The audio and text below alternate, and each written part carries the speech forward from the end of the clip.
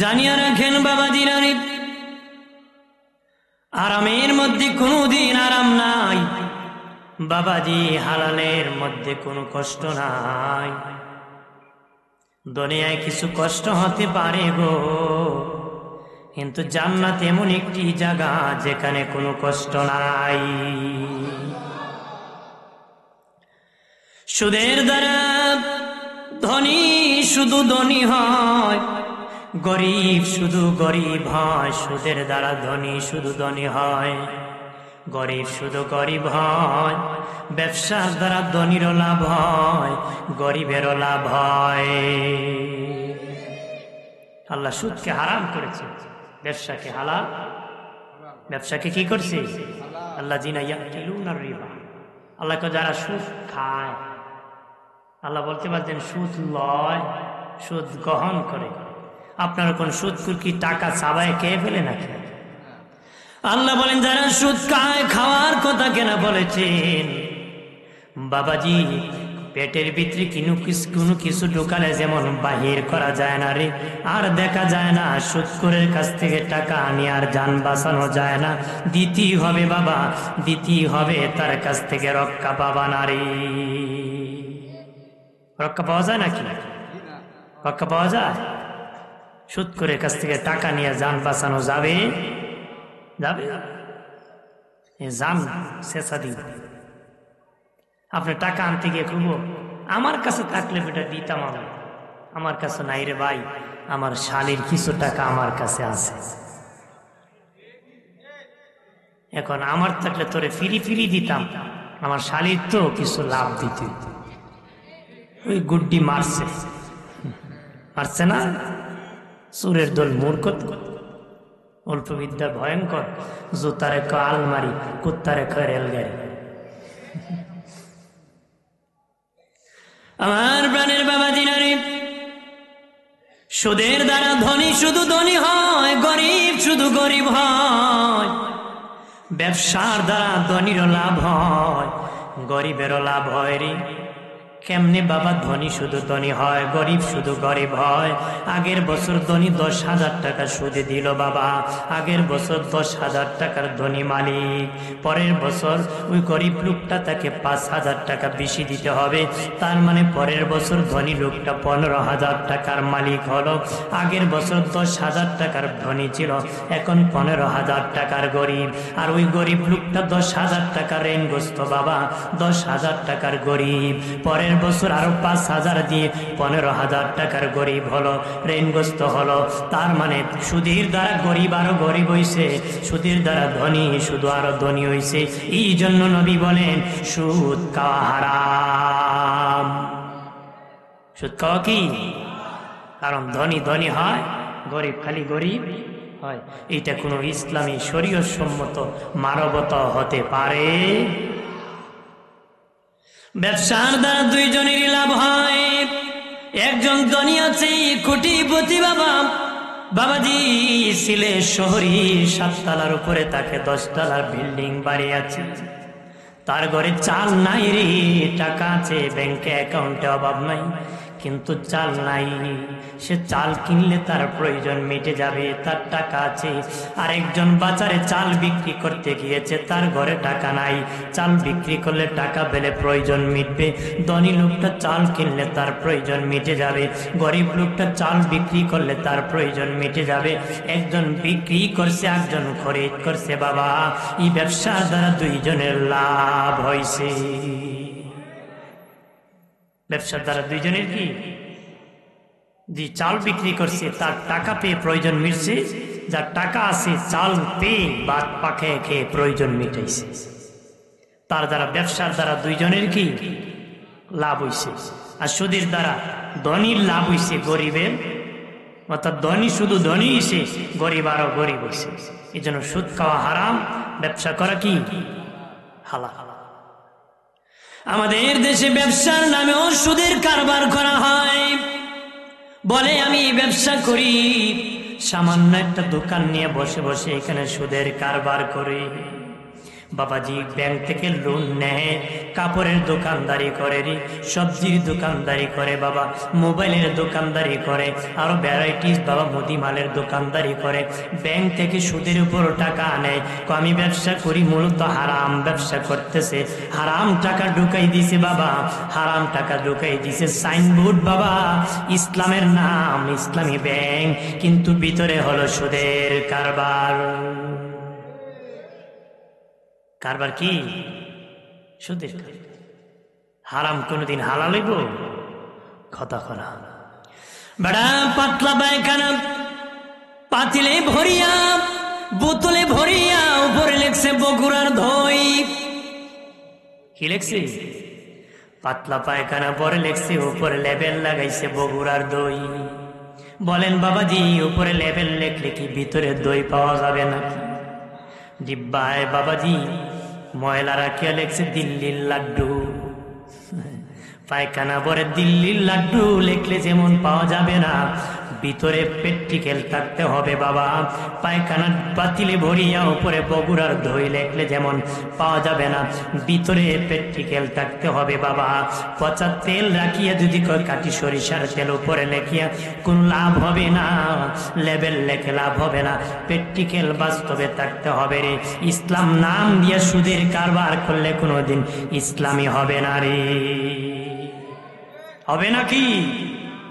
নবীজি বলেন শেষ জামানায় মানুষ ইসলামকে শিরক হিসাবে ব্যবহার করবে, মানুষ পা করে ইসলামের নামে এগিয়ে যাবে রে, শিরক হিসাবে ব্যবহার করবে, মতলবে স্বার্থে মানুষ ব্যবহার করবে।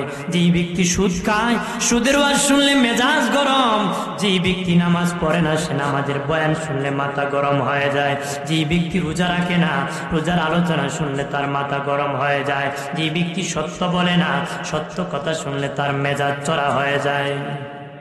আর তার পক্ষে যদি ইমাম বয়ান করে, সে নামাজি, ইমাম যদি নামাজের বয়ান করে সে খুশি, আমার পক্ষে আসছে মতলববাজ। এমন হলে চলবে না। ধর্ম পালনের জন্য মানুষ বানাইছে, ইসলামের পথে মতে চলতে হবে। আমি আল্লাহ খুশি যেই পথে, রাসূল খুশি যেই পথে, আমিও চলবো সেই পথে। এ চলে মামুর পথে। কথা কনা মামা যেই পথে, ভাগনা সেই পথে, মতলববাজ। কথা কনা ধরে বলে সুদ বেশি বেশি করে খাইবে, লাভ হইব না? লাভ হইব তো। আমার প্রাণের বাবা দিয়ানি খেয়াল করেন ভালো করিয়া, ও প্রাণের বাবাজি খেয়াল করেন ভালো করিয়া বাবা, এই সুদের নামে মিথ্যাচার করা যাবে না। নবী কয় শেষ জামানায় মানুষ হারাম রে হালাল বলবে, মানুষ মিথ্যারে সত্য বলবে, মেয়ের কাপড় ছেলে পরবে, ছেলের কাপড় মেয়ে পরবে। বাবাজি মেয়ে কাপড় পরা দরকার ছিল ঘন্টার নিচে, কিন্তু মেয়েরা পরে ঘন্টার উপর সেলোয়ার। আর আমার দেশের যুবক আর বুড়া চাচারা ঘন্টার নিচে প্যান্ট পরে, পরে না? দেখবেন কাকারও আছে, বাতিজারও আছে। কি এতে হেসরা যাইতেছে, হেসরে। আর স্কুলে যান, মেয়েদের সেলোয়ার ঘন্টার উপরে, অথচ মেয়ের দরকার ছিল ঘন্টার নিচে, পুরুষের দরকার ছিল ঘন্টার উপরে। উল্টা লাগিয়ে গেছে। উল্টা লাগছে না? আপনাদের এলাকা আছে দেখেন, স্কুলে যে ছাত্রীরা যায় দেখবেন তার সেলোয়ারটা ঘন্টার উপরে, কিন্তু একটা ছাত্র তার পাশে দেখেছে তার কাপড়টা প্যান্টটা ঘন্টার নিচে। কথা বলেন ঠিক কিনা? এরকম চলতেছে। আমার বানের বাবা দিয়ানি খেয়াল করেন ভালো করিয়া বাবা, ব্যবসা করতে হালাল ইনকাম দিয়া ব্যবসা করিও। ব্যবসা করা নবীর সুন্নাত, হালাল ব্যবসা করা নবীর সুন্নত নাম হলে শুধু চলবে না, হালাল পন্থায় ব্যবসা করতে হবে, নবীর তরিকায় ব্যবসা করতে হবে, নবীর তরিকা সুন্নত তরিকায় ব্যবসা করতে হবে। নাম শুধু লেবেল হলে চলবে না বাবা, বাস্তবে প্র্যাকটিক্যাল সেই ব্যবসা নবীর সুন্নত তরিকায় করতে হবে। যারা পাল্লাতে কম দেয় তারা হারাম ব্যবসায়ী, যারা ব্যবসা করতে মিথ্যা বলে তারা হারাম ব্যবসায়ী, যারা সুদের উপর টাকা নিয়ে ব্যবসা করে তারা হারাম ব্যবসায়ী। তাদের সেজদা কবুল হবে না, রুকু কবুল হবে না, আল্লাহ আল্লাহ বললে পবিত্রতা মুখে নাই, কবুল হবে না। আল্লাহ বলেন, রে আমার বান্দা বান্দি, তোর মায়ের পেটে যখন তোর খাবারের দরকার হলো, তোকে যখন রুহু দিয়ে দিলাম, খাবারের প্রয়োজন হলো, আমি আল্লাহ তোর মায়ের মাসিক অসুখকে বন্ধ করে তোর মায়ের নাভির সাথে আমি জোড়া লাগাইছি। ইচ্ছা করলে আমি আল্লাহ তোর মায়ের নাভির তারটা তোর মুখ দিয়া পাস করে দিতে পারতাম, আমি মুখ দিয়া পাস করি নাই। কেন? ওই নাক তো হলো নাপাক, তোর মুখ দিয়া জোড়া দিলে মুখটা নাপাক হয়ে যাবে, আমি মুখটা পবিত্র রেখেছি। দুনিয়া আসিয়া যেন আমার মতন আল্লাহর নামটা তোর পবিত্র মুখে বলতে পারো। আর জোরে বলি, আজকে বান্দা মুখ দিয়া কত খারাপ কথা বলে, বিশ্রী কথা বলে। বাবাজি অনুরোধ করে বলি, মালিক আল্লাহ তোমাকে পবিত্র রাখিয়া পৃথিবীতে পাঠাইছি, এই জন্য বাবা মুখটাকে সচল রাখবা। এক সাহাবী নবীর কাছে আসিয়া বলে, ইয়া রাসূলুল্লাহ, আমার জন্য দোয়া করুন, আল্লাহ যেন আমাকে মুস্তাজাবুদ দাওয়াত বানায় দে। বাবাজি ওই ব্যক্তি কোন ব্যক্তি যার দোয়া কবুল হয়? দোয়া করতে দেরি, আসমানের মালিক কবুল করতে দেরি নাই। নবীজি একটা কাজের কথা তাকে ইশারা দিয়ে নবী বলেছেন, এইভাবে নবী বলেছেন, সাহাবী তোমার মুখের খাবার হালাল করে নাও, আল্লাহ তোমাকে মুস্তাজাবুদ দাওয়াত বানায় দিবি। জোরে বলি, রে বাবা সাহাবী তোমার মুখের খাবার হালাল করে নেও রে, আল্লাহ তোর দোয়া কবুল করবে রে। ইসলামী ইতিহাসে বড় জালিমের নাম এসছে হাজ্জাজ বিন ইউসুফ। যদি বলে বড় জালিম কে? হাজ্জাজ বিন ইউসুফ এমন জালিম যে সাহাবীদেরকে হত্যা করেছে, জুলুম করেছে, নির্যাতন করেছে। ওই হাজ্জাজ বিন ইউসুফকে জিজ্ঞাসা করা হয়েছিল, আরে হাজ্জাজ তোমায় এত জুলুম করো, নির্যাতন করো, কত মানুষ তোমার জন্য বদদোয়া দেয়, কিন্তু তোমার উপর গজব কেন আসে না রে? হাজ্জাজ বিন ইউসুফ বলে, আমি প্রতিদিন প্রতি মাসে একবার ওই সব নেককারদেরকে দাওয়াত করে আমি এক বেলা খাওয়াই। কি খাওয়াই জানুনি? মরুভূমির থেকে উট চুরি করে তাদেরকে হারাম খাবার খাওয়াই দিই। এক মাস পর পর একদিন খেলে 40 দিন তাদের দোয়া কবুল হয় না। এই জন্য তাদেরকে যতই পিটানি দিই, তারা যতই কান্না আসমানের মালিকের কাছে করো, তাদের দোয়া আসমানের মালিক শুনে না রে। তাদের দোয়া কি? কারণ আমি অ্যাকশন মাইরা দিই, এদের গুরিত নষ্ট করি, এই জন্য তাদের দোয়া কবুল হয় না রে। তবে একজন সাহাবী ওর দাওয়াতে যেতেন না, আব্দুল্লাহ ইবনে জুবাইর রাদিয়াল্লাহু তাআলা আনহু হাজ্জাতের দাওয়াতে যেতেন না। বাবাজি হাজ্জাজ বিন ইউসুফের বাড়িতে জীবনে খান নাই। আব্দুল্লাহ ইবনে জুবাইরকে যখন আঘাত করলো, আক্রমণ করলো, তখন উনি বদদোয়া করলেন, করতে দেরি, আল্লাহ কবুল করতে দেরি করে নাই। হাজ্জাজ বিন ইউসুফের উপর গজব এসে গেল রে। আল্লাহ বলেন না, তাহলে হারাম খেলে দোয়া কবুল হয়? দোয়া কি হয় না? কবুল হয়। হারাম খেলে দোয়া কবুল হয় না রে। আরে বাবাজি হারাম খেও না, হারাম খেও না, আর বাবা হারাম ব্যবসা করিও না রে। আল্লাহ বড় মায়া করে বানাইছে, আদর করে বানাইছে তার গোলামির জন্য, তার হুকুম পালনের জন্য। অনেক এলাকার মা বোনেরাও আছে সুদ খায়, সুদ লাগায় বাবা, মহিলারাও সুদ খায়। কথা বলা, মহিলারা সুদ খায় বাবা, লোকায় লোকায় খায়, খায় না নেই? ও এলাকার কোম্পানিগণ, এলাকার মা বোনেরা ভালো করে শুনে নাও, যারা মা সুদ খাও কার জন্য? স্বামীর সংসারে সুখ আনার জন্য গো, বড় বিল্ডিং বানানোর জন্য, সফলতা হওয়ার জন্য গো। মা তুমি একটু সুস্থ হয়ে দেখো, তোমার কোনো মূল্য থাকবে না, মরে গেলে 40 দিন পার হবে না, তোমার স্বামী আর একটা বিয়ে করে ফেলবে। করবো না? কইব ভালো হইছে, কোম্পানি ফাল্টাই না। কারণ পুরুষের এমন স্বভাব, মাসে মাসে মাসে মাসে যদি বউ পাল্টানি যেত, সত্য কথা তো। মানুষের পুরুষ আর নারীর চাহিদা ভিন্ন। পুরুষের একাধিক বউ চাহিদা আছে, আর নারীর হলো সাজগুজ করার চাহিদা। নারী কি এই জন্য পুরুষকে জান্নাতে বেশি করে বউ দাও, কারণ এটা তাদের চাহিদা। আর নারীর হলো সাজগুজ করা, এই জন্য জান্নাতে নারীকে বেশি সুন্দর করে বানানো। সুবহানাল্লাহ। আপনারা বলেন, এই যে সুদ খান আর ঘুষ খান, আমাদের দেশে ঘুষখোর আছে না? আপনারা কোন এরা কি অবাবসুর না স্বভাবসুর? কথা হয় না। অবাবসুর স্বভাবসুর চিনুন আপনারা? অবাবসুর খারা, যার ঘরে খাওয়ান নাই, গাতা চুরি করে, মোবাইল চুরি করে, গরু চুরি করে। আর স্বভাবসুর ওরা যারা রাষ্ট্রের থেকে দায়িত্ব পেয়েছে, সরকার বেতন দিচ্ছে, ফালটা খায় ঘুষ খায়, তারা হলো স্বভাবসুর। কথা বলে, এরা অভাবে খায় না, খাইসলতে খায়। কথা হয় না। আপনারা কইব 21 দিন লাগবো মিয়া তোমারটা ঠিক করতে, তো একটু পরে কইব ভাই সাহেব কিছু দিমুনে, 1000 দিমুনে, কতে বিকালে নিয়ে আইয়া। 21 দিন গেছে গা। কথা হয় না। এক মেম্বারের কাছে এক লোক গেছে চারিত্রিক সার্টিফিকেট নিয়ে, আমাকে মেম্বার সাহেব দেন না।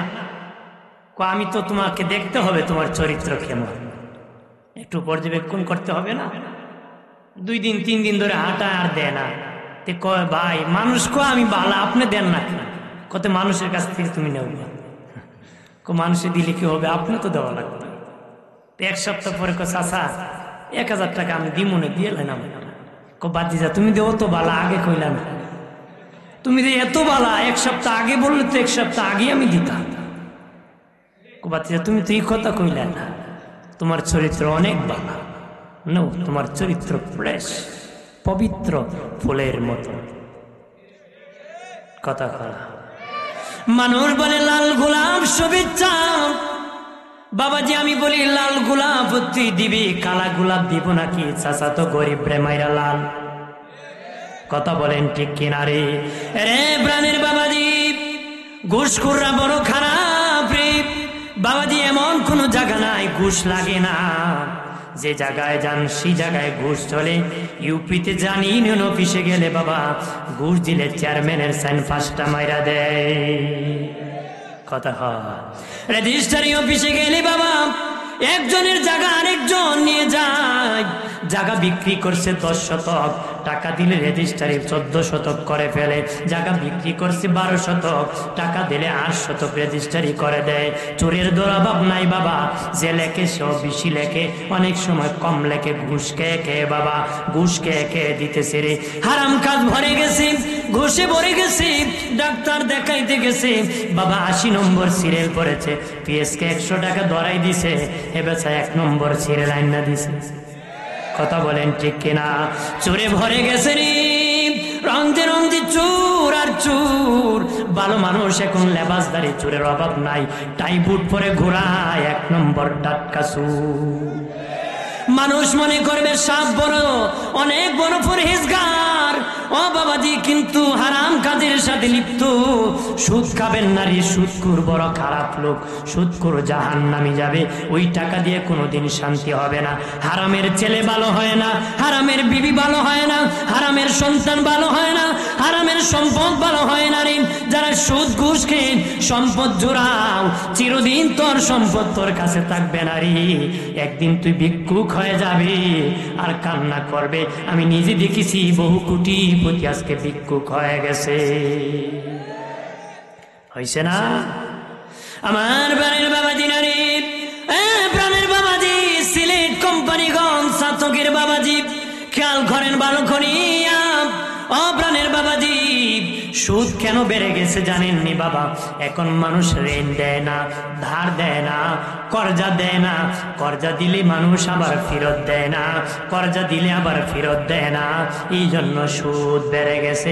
আগের যুগে বাবা একজন আরেকজনের কাছে আমানত রাখছে, মানুষ একজন আরেকজনকে ধার দিছে, যার নিলে আবার সময় মতো ফেরত দিছে।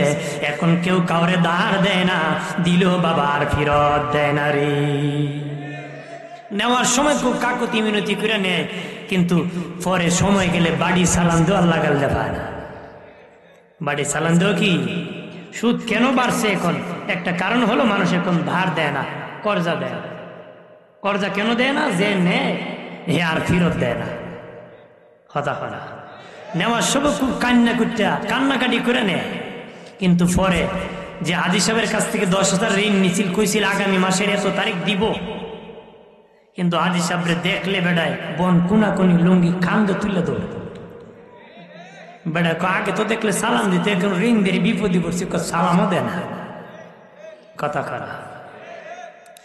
আমার বানের বাবাজি রানী, বাবাজি ধার দেওয়া কত সওয়াবের কাজ জানেননি?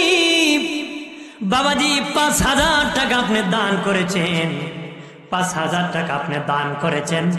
ওই দান করলে যে সওয়াব হবে বাবা, একজন ব্যক্তিকে 5,000 টাকা কর্জা দিলে 18 গুণ সওয়াব বেশি হবে।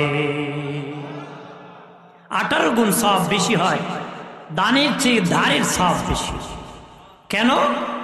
কারণ যাকে আপনি 5,000 টাকা দান করছেন তার কাছে 10,000 থাকতে পারে, এই 5,000 তার দরকার নাও হতে পারে, কিন্তু যে ধার নিতে আসছে তার কিন্তু টাকাটা খুব দরকার।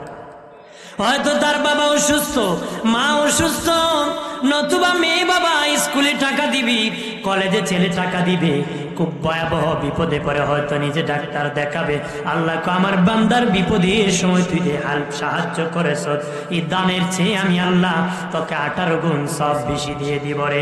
তবে ধার দেওয়ার সময় আন্তাজি দেওয়া যাবে না, ডেট নির্ধারণ করতে হবে, সময় নির্ধারণ করতে হবে। বলবেন নবীজি বলেন, যাকে তোমরা ধার দিবা মনে করবা তারে চিনো না, সাক্ষী রাখবা, লিখিয়া তাকে ধার দিবারে। সময় নির্ধারণ করবা, আজকে জানুয়ারির হলো 5 তারিখ, আগামী ফেব্রুয়ারির 5 তারিখ তুমি টাকা দিবা, অথবা 3 মাস পরে এত তারিখ তুমি টাকাটা দিয়ে দিবা। ডেট নির্ধারণ হতে হবে। একজন যে লিখতে পারে তার হাতে লিখতে হবে যে এত তারিখ দিবা, এত টাকা, এতজন সাক্ষী।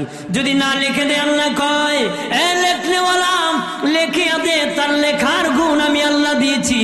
লেখবার সবে সাবধান, 5,000 দিলে 6,000 লেখিস না, 5,000 দিলে 4,000 লেখিস না, বেশি হলে কম লেখিস না, কম হলে বেশি লিখিস না। জায়গা যদি 10 শতক হয় 12 শতক দিস না, 8 শতক হলে 10 শতক দিস না। সাবধান, ইনসাফ করিস, বিচার হবে তোর, সাবধানে লেখে নিস। আল্লাহর নবী বলেন, ওই ডেট নির্ধারণ হওয়ার পরে ওই লোকটা তোমার কাছ থেকে ধার নেওয়ার পরে, বাবা এই কথা কেন আমি বলতেছি, সুদের কারবারটা কিভাবে নামানো যায়, কিভাবে মানুষের বিপদে এগিয়ে দেওয়া যায়, এই জন্যই আলোচনা নিয়েছি বাবা। সুদ ঘুষ থেকে বাঁচতে গেলে, বিশেষ করে সুদ থেকে বাঁচতে গেলে ওই আমলগুলা চালু করতে হবে, অভ্যাসগুলা, আদর্শগুলা চালু করতে হবে। তাহলে গরিব মানুষ আর সুদের উপর টাকা নেবে না, তার আমানত রক্ষা করবে। কথা বলেন ঠিক কিনা? আমার বানের বাবাজি ডেট নির্ধারণ করে টাকা নিয়ে গেল, 3 মাস পরে টাকা দিবেন। আল্লাহর নবী বলেন, তোর আমল নামায় 18 গুণ সওয়াব দেওয়া হবে। আর যদি বলি তুমি গরিব, 3 মাস পরে টাকা দিতে পারবা না, যে ডেট নির্ধারণ আছে মনে করবা এই দিন টাকাটা দিতে পারবা না, নবীজি বলেন এর আগে ওই লোকের সাথে তুমি সাক্ষাৎ করে বলো, ভাই আমি তো এই ডেটে তোমার টাকাটা দিতে পারবো না, আমাকে একটু সময়টা বাড়ায় দেন, সময়টা একটু বাড়ায় দেন। আমাদের দেখা যায় আসে না বাবা, পলায়া যায়, পলাবেন না। যে ডেট নির্ধারণ থাকে ওই ডেট মোতাবেক তার কাছে যায় বলবেন, ভাই আমাকে একটু সময় আরো 1 মাস বাড়ায় দেন, 2 মাস বাড়ায় দেন, অথবা 15 দিন বাড়ায় দেন। আল্লাহ নবী বলেন, ওই লোক গরিব লোক তোমার কাছে আসিয়া যখন বলবেন সময় বাড়ায় দাও, তারে মাফ করে দেওয়া সুন্নত, সময় বাড়ায় দাও ওয়াজিব। আল্লাহু আকবার বলেন না? তারে মাফ করে দেওয়া সুন্নত, সময় বাড়ায় দেওয়া ওয়াজিব। বাবু আমাদের দেশে বহু ধোঁকাবাজ আছে, এর অভ্যাস হলো মানুষের কাছ থেকে শুধু ধার নেওয়া আর ফলায়া যাওয়া। এমন লোকের কত তাফসীরের কিতাবে আসছে, মনে করো তারে 5,000 দিলে আর জীবনে পাবা না, তারে তুমি সামান্য একটু কিছু দিয়া কো, যা বেটা যা, সরে যা, ওইটাতে দিলে দেখ, নাইলে না। তবে এমন ব্যক্তিকে দেওয়া যাবে না যাকে দিলে জীবনে আর ফেরত পাওয়া যাবে না রে, কারণ তোমাকে ইসলাম ক্ষতিগ্রস্ত করতে চায় না রে। তবে ওইটা দিবা যেটা তুমি না নিলেও তোমার সমস্যা হবে না। তবে দেওয়ার সময় বুঝে দিবা ওই লোকটা দিবে কি না। যদি এমন ফিসলা মার্কা শেষরা মার্কা হয় যে জীবনে আর ফেরত দিবে না, তাহলে তো আপনি ক্ষতিগ্রস্ত হবেন। তাহলে আপনি তাকে যতটুক দিলে ক্ষতিগ্রস্ত হবেন না, এতটুক দিয়ে বলেন যা বেটা যা, পরে দিমন, মানে একটা বুঝ দিয়ে তারে দূর করে দিবেন। কিন্তু ধমক গালাগালি পিটি পিটি মারামারি করা যাবে না, যাবে? তবে ধার দিলে সাফ হবে। নবীজি বলেন যখন সে সময় বাড়াইতে যাবে তারে সময় বাড়াই দেওয়া ওয়াজিব, ক্ষমা করে দেওয়া সুন্নাত। শুনিয়ারা করে ও মুসলিম জনতা, 3 জায়গায় ওয়াজিবের সে সুন্নতের সব বেশি, 3 জায়গায় ওয়াজিবের সে সুন্নতের সব বেশি। 1 নম্বর সালাম দেওয়া সুন্নত, জবাব দেওয়া ওয়াজিব। যিনি সালাম দেয় ওনার সব বেশি, এখানে সুন্নতে সব বেশি। যিনি জবাব দেয় ওনার সব কম। ওনার সব কি? তাহলে চৌধুরী সব সালাম দেয় না, আমি সব নিতাম না, তুই আমার সালাম দে, তুই সব বেশি করে নে। ইমাম সাহেব সালাম দেয় না, বাবাজি মসজিদের ইমাম সাহেব বলে আমি তুই ইমাম, আমার সালাম দিবি, আমি কেন মুসল্লিকে সালাম দিব? সভাপতি কয় আমার তুই সালাম দিব, ইমাম তো থাকলে আমার কারণে থাকতা, আর বারবার করে আসসালামু আলাইকুম আসসালাম, মানে তুমি মরো মরো, ওয়ালাইকুম ওয়ালাইকুম, তুমিও মরো। কথা মরামরির তাল ধরেছে রে বাবাজি। সালাম দাও নবীর সুন্নত। আল্লাহ নবীর বিবি আমাদের আম্মা হযরত আয়েশা সিদ্দিকা রাদিয়াল্লাহু তাআলা আনহা বলেন, পৃথিবীর মানুষ শুনে নাও, আমি আয়েশা জীবনে আমার রাসূলকে আগে সালাম দিতে পারি নাই। একদিন বস্তার ভিতর মুড়ায়া দরজার চিপার মধ্যে লুকাইছিলাম, নবীজিকে আগে সালাম দিব। ওই দিন নবী আরো আগেই আমি আয়েশাকে সালাম দিয়ে দিছে। তাহলে বিবির আগে সালাম দেওয়া কার সুন্নত? কয় না আপনারা দেননি বউরে সালাম, বউ না আমার করতো, আমি তো করতাম। অথচ স্বামী বিবির সালাম করা নবী আজকে গিয়ে দিবেননি, দিলে তুই বউ খুব মতলব কিতা, হ্যাঁ কইব না, কারণ মতলব সারা তো বউর সাথে বায়াত করেন না। সালাম দিলে খুব মতলব কিতা, আপনি কইবেন বলে হুজুরে কইছেন, মতলব মতলব না, পারবেন নি। সালাম দিলে কি হবে জানেননি? নবীজি বলেন তোমার বিবি তোমার ঘরের কাজ করিয়া, তোমার ছেলেকে লালন পালন করিয়া, বাড়ির কাজ করিয়া রাগ হয়ে আছে, গুসা হয়ে আছে, তুমি যখন ঘরের দরজা আসিয়া সালাম দিবা, বিবি সব রাগ গুসা সব দূর হয়ে যাবে। আর কিলাকিলি হইতো না, মারামারি হইতো না। বিবিও গরম হইয়া আছে, জামাইও কাজ করে গরম হইয়া যখন ঢুকছে, সালামও নাই, শান্তিও নাই, কিলাকিলি আরম্ভ হয়ে গেছে। কথা হলা এরপরে বেটা তোর তালাক, তোর 14 গোষ্ঠী তালাক। হ্যাঁ বিয়া করছে বিড়িরে, তাই না? 14 গোষ্ঠী, কত বড় আঁকা। আমার বানের বাবা দিনারে 1 নম্বর সালাম দেওয়া সুন্নত, জবাব দেওয়া ওয়াজিব। এখানে বাবা এই সুন্নতে সব বেশি, ওয়াজিবে সব কম। 2 নম্বর ওয়াক্ত হওয়ার আগে ওযু করা সুন্নত, ওয়াক্ত হওয়ার পরে ওযু করা ওয়াজিব। ওয়াক্ত হওয়ার আগে ওযু করা সুন্নত, ওয়াক্ত হওয়ার পরে ওযু করা ওয়াজিব। সেখানে ওয়াক্ত হওয়ার আগে যে ওযু করে মসজিদে ঢুকে যাবে তার সওয়াব বেশি হবে, সেখানে সুন্নতে সব বেশি, ওয়াজিবে সব কম। আরেকটা হলো যদি কোন ব্যক্তি ধার নেয় বাবা আর সময় মতো দিতে পারে না, আগে আসিয়া সময় চায়, নবী বলেন তারে মাফ করে দেওয়া সুন্নত, সময় দেওয়া ওয়াজিব, সেখানে মাফ করা সুন্নতে সব বেশি। আরো জোরে বলি, আমার বানের বাবা দিরানি খেয়াল করেন ভালো করিয়া, আল্লাহ নিজে বলে আমাকে তোমরা কর্জা দাও, ঋণ দাও, সুবহানাল্লাহ বলেন না, আয়াত নাজিল হওয়ার পরই বাবাজি এক ফকির এক কাফের আরেক কাফির রে কয়, এতদিন শুনেছিলাম মোহাম্মদ বুঝি ফকির, এখন দেখি মোহাম্মদের আল্লাহ ফকির, আমাদের কাছে ধার চায়। নাউজুবিল্লাহ বলেন না। ধার কে কার কাছে চায়? যে ধনী তার কাছে গরিবে চায়। ও মোহাম্মদ ভাবছিলাম ফকির, এখন দেখি মোহাম্মদের আল্লাহ ফকির, আমরা কাছে খরচা চায়। নাউজুবিল্লাহ বলেন না। আবু বকর সিদ্দিক রাদিয়াল্লাহু তাআলা পাশে দিয়ে হাইটে যেতেছে, শুনিয়া যে বেটার জীবনে কুশা ওঠে না তারও কুশা উঠে গেছে, মারছে একটা সর মারছে কি, তো ওর পাশে দিয়ে যে কাফির আছিল এ উঠতে মারছে দৌড়, আর যে কাফির চোর মারছে ওইটা কি করছে, টাস করে জমিনে পড়ে গেছে। জানে যে মুসলমানের আদর্শ কেউ পড়ে গেলে বেকায়দায় থাকলে পিটানো দিবে না, এটা মুসলমানের কাপুরুষ না যে তুমি বেকায়দায় পড়ে আছো মুসলমান তোমাকে মারবে। যুদ্ধের মাঠে সাহাবীরা জিহাদ করতেছে কাফেরের সাথে, বাবা কাফেরের তরবারি ভেঙে গেছে রে, তখন বাবা মুসলমানরা আক্রমণ করে না রে, কারণ ওর কাছে তরবারি নাই, আমার কাছে আছে, এটা কাপুরুষ হব। মুসলমানে তো কাপুরুষ না, মুসলমান বীর পুরুষ তাবুত থেকে আর একটা তরবারি আনিয়া কাফেরের হাতে দিত, চলো এবার জিহাদ করব। আমরা তো দুর্বল পাইলে জাতা দিয়া ধরে কথা হয় না, দুর্বল পেলে কি বেড়া পারছে না, বোর সাথে ঝগড়া করে লাগে গেছে মসজিদের মোল্লার সাথে। হ্যাঁ, এটা খুব নরম, বাজারে জারোদারে চাকরি যাওয়ার আগে ইমামের চাকরি জাগা, এখানে খুব নরম। দুনিয়াটা ধ্বংস হয়ে গেছে, কি হয়েছে কি হয়েছে, ইমাম সব প্রস্তাব করে পানি নিছে না, যে কইছে এই বাথরুম করে পানি লয় না, এরকম লোক সারা এমন সমালোচনা করতে পারে?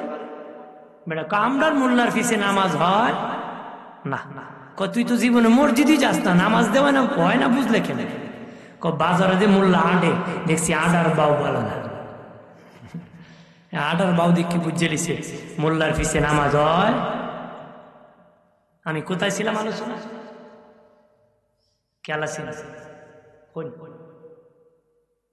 মনোযোগ আসেনি, কোথায় আসলাম? কেউ খেয়াল, হ্যাঁ হ্যাঁ, ও একজনের কোন খেয়াল আছে যে মুসলমান কাপুরুষ। হযরত আবু বকর সিদ্দিক রাদিয়াল্লাহু তাআলা একটা চোর মারছে, নিচে পড়ে গেছে, সিদ্দিক আকবর দাঁড়িয়ে আছেন, ও উঠলে পরে আরেকটা চোর দিবি বাবা, কিন্তু সে উঠে না, উঠতেছে না। আল্লাহকে ফকির বলছে, নবীকে বলছে, দুজনের পক্ষ থেকে আমি আবু বকর দুইটা থাপ্পড় তোরে মারবো, একটা মারছি আর একটা বাকি আছে, ও উঠতেছে না অনেকক্ষণ। আবু বকর সিদ্দিক দাঁড়ায়া বাবা চলে গেছে আল্লাহর নবীর দরবারে। ইহুদিও বাবা দৌড়াইয়া নবীজির দরবারে চলে যায়, কয় ওগো মুহাম্মদ, তোমার খলিফা আবু বকর আমাকে থাপ্পড় মারছে। নবী আবু বকর না মনে হয় ওমর হবে, কয় না আবু বকরে হবে। এমনি সিদ্দিক আকবর এসে গিয়েছেন, নবীজি অনুমতি যদি দিতেন গো তার একটা থাপ্পড় আমি দিতাম, কারণ এখন তো আপনার অনুমতি লাগবে, কারণ যেহেতু এখন আপনি উপস্থিত আছেন, অনুমতি ছাড়া দেওয়া যাবে। নবীজি কথা আমি বুঝছি, তুমি আগেরটা দিছো। আরে আবু বকর কেন রে তুমি থাপ্পড় মারছো? আবু বকর কোন নবীজি ও বলে আল্লাহ নাকি ফকির, আপনিও নাকি ফকির, এই জন্য আমি একটা থাপ্পড় মেরেছি, দুটা মারবো দুজনের পক্ষ থেকে। একটা মারার পরে সে জমিনে শুয়ে গেছে, অপেক্ষা করলাম অনেক সময় ওঠে না, এখন দেখি আপনার দরবারে আরেকটা থাপ্পড় মারবো। নবীজি বললেন, রে ইহুদি তুমি কেন আমারে ফকির বলো, বলতে থাকো, আল্লাহ তো তোমারও আমারও, তুমি কেন রে আল্লাহকে ফকির বললা? তখন ইহুদি কয়, নবী আমি কি পাগল নাকি আল্লাহকে ফকির বলবো? নবীজি বলেন, আবু বকর ও তো স্বীকার করে আল্লাহকে ফকির বলে না, তুমি বলো ফকির বলেছে, তোমার সাক্ষী আছে নাকি? আবু বকর সিদ্দিক বলে, না ইয়া রাসূলুল্লাহ, আমার কোনো সাক্ষী নাই গো নবী। নবী বলেন, সাক্ষী ছাড়া আদালত চলে না রে। ওরে আবু বকর, সাক্ষী ছাড়া আদালত চলে না। আবু বকর বলে, নবী আমি কি মিথ্যা বলবো নাকি? নবী আবু বকর তুমি তো শুধু সাদেক না সিদ্দিক, তুমি মিথ্যা কথা বলবা না রে, তবে আদালত কোর্ট কিন্তু সাক্ষী ছাড়া চলে না রে, সাক্ষী লাগবে। এবার নবীজি প্রস্তুতি নিলেন, আবু বকর সিদ্দিক রাদিয়াল্লাহু তাআলা আনহুর বিপক্ষে রায় দিয়ে দিবেন। এমন সময় জিবরিলের ঘন্টার আওয়াজ শুনতে পেলেন। নবী বলেন, থামরে, ওরে আমার সাহাবারা থামো, মনে হয় জিবরিল আমিন আসতেছি। জিবরিল আইসিয়া জানায় দিছে, নবী, আবু বকর সিদ্দিকের সাক্ষী আমার আল্লাহ নিজে হয়ে সাক্ষী দিয়েছে। আল্লাহ সাক্ষী হয়ে বলেছে নিশ্চিত নবী ও আল্লাহ এবং রসুলকে ফকির বলেছে। আল্লাহ রসুল ফকির, ইহুদি আল্লাহরই সাক্ষী দে তুই নাকি ফকির করছিস। ইহুদি আগে কি জানতাম আয়াত দে নাজিল হইব, আমি যদি জানতাম তাহলে এখানে আসতাম। আমার প্রাণের বাবা দিনারে খেয়াল করেন ভালো করিয়া, ও প্রাণের বাবাজি, অদুস্থ বুজুর করা। এই জন্য এলাকার বাবাজি যাদের সামর্থ্য আছে ধার দিবা, কর্জা দিবা, যারা নিবা সময় মতো পরিশোধ করবা, না করতে পারলে সময় নেবা, কাকুতি মিনতি করে তার সাথে ভদ্রতার ব্যবহার করবা, তখন সুদ দূর হয়ে যাবে, ঘুষ দূর হয়ে যাবে রে। একজন আরেকজনের পাওনা আদায় করবা, একজন আরেকজনের কাছে সাহায্য করবা রে। যারা রাষ্ট্রের দায়িত্ব পেয়েছে রে, ঘুষ খাবা না, ঘুষ খেয়ে খেয়ে বাবা জীবনটা ধ্বংস করে দিবা না রে। ঘুষখোর মারাত্মক খারাপ, আপন বাবাজি মারাত্মক খারাপ, ঘুষখোর মারাত্মক খারাপ। জিবাল পেট হবে পাহাড়ের চেয়ে বড়, পেটের মধ্যে ভয়ঙ্কর সাপ থাকবে, আযাব থাকবে রে। হাসরের মাটি সব ঘুষখোর সুদখোর একসাথে বাবা একত্রে হাসরের মাঠে দাঁড়ায় যাবি রে। তাদের পেটের মধ্যে অজাগর সাপ দিয়ে নড়াচড়া করবে বাবাজি। একুরিয়াম বেলুনের ভিতরে কিছু ভরিয়া নাড়াচাড়া দিলে যেমনি দেখা যায়, তাদের পেটে অজাগর সাপ দিয়ে হাসর বাটি দেখতে পাবে। আল্লাহ বলবেন তারা হলো সুদখোর ঘুষখোর, তারা দুনিয়া হারাম খেয়েছে। নবী বলেন, মেরাজে যেদিন গিয়েছি আমি দেখলাম বিশাল বড় একটা দিঘি আছে। দুনিয়ার দিঘি পানির দ্বারা, ওই দিঘি হবে আগুনের দ্বারা। ওই দিঘির মধ্যে মাথা অনেক ছোট্ট, পেট অনেক বড়, পাহাড়ের মতন বড় পেট, মাথাটা অনেক ছোট, পেটের ভিতরে অজাগর সাপ। আর তারা দিঘির আগুনের মধ্যে জ্বলতেছে। হাবুডুবু খেয়ে খেয়ে দিঘির কিনারে তারা চলে আসে। হাবুডুবুকে দিঘির কিনারে চলে আসে রে। তারপরে কিছু যুবক যাইয়া পাথর মারিয়া তাদেরকে দিঘির মধ্যখানে নিয়ে যায়। আবার জ্বলতে জ্বলতে তারা কিনারায় আসে, আবার পাথর মারিয়া মধ্যখানে নিয়ে যায়, আবার হাবুডুবুকে তারা কিনারে আসে। নবী বলেন, ভাই জিবরাইল ওরা কারা রে? নবীকে জিবরিল বলে, ইয়া রাসূলুল্লাহ, তারা হারামখোর সুদখোর ঘুষখোর, তাদেরকে জাহান্নামী ভাবে শাস্তি দেওয়া হবে। একটু চিল্লায় বলে নাউযুবিল্লাহ।